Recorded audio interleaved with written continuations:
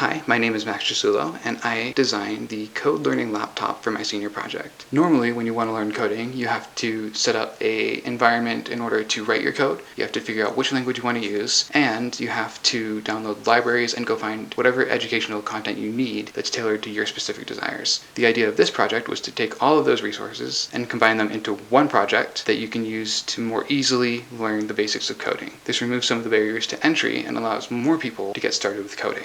Inside, we have a screen, a Raspberry Pi that is providing all of the processing power, and a power pack in order to provide separate power so that you don't have to constantly be relying on a wall socket. If we take a look at the buttons in here, we've got the on button that turns on the screen, we've got the switch that you can click, and that will activate the Raspberry Pi, and it will automatically boot up for you. Once the Raspberry Pi is booted up, we can launch the software, and from there you can see we are at a home page. Now we're going to go ahead and click on Module 1, and this will take us to the module homepage. The goal of each module is to teach a related set of concepts that are fundamental to coding no matter what language you're using. For this module, it's variables. Each module is broken up into two sections, the content and the exam. Once the exam is completed, the entire module is marked complete. If a user feels like they are confident in a given module's content, then they have the ability to click the skip button, and that will take them directly to the exam. First, they have to confirm to let them know that they are only allowed one attempt at skipping a module. Once they do confirm this, they are then taken into the exam where they can begin it, and you can see if we click the menu button, it will inform the user that if they did skip and they go back to the module menu, they will not be able to skip the module again, and they'll have to complete the module before they can access the exam again. Now if we go ahead and click the Start Module button, this will launch us into the beginning of this module, and we can see there's some basic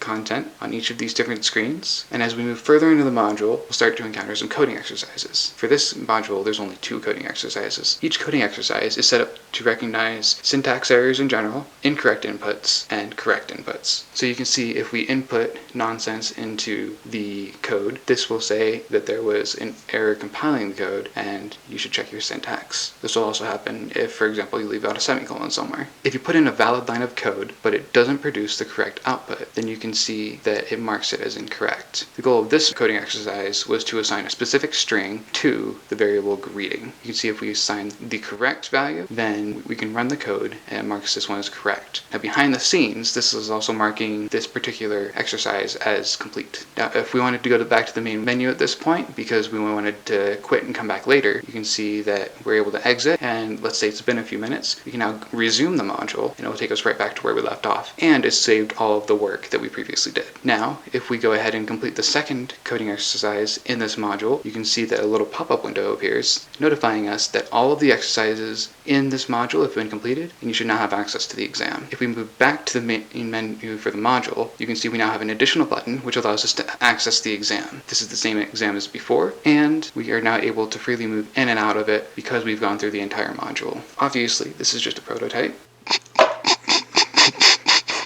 Guess we're not using that part. But it shows a lot of potential, and this could easily be expanded with the framework I've set up to work for various different languages and to teach many more concepts after these very basic concepts.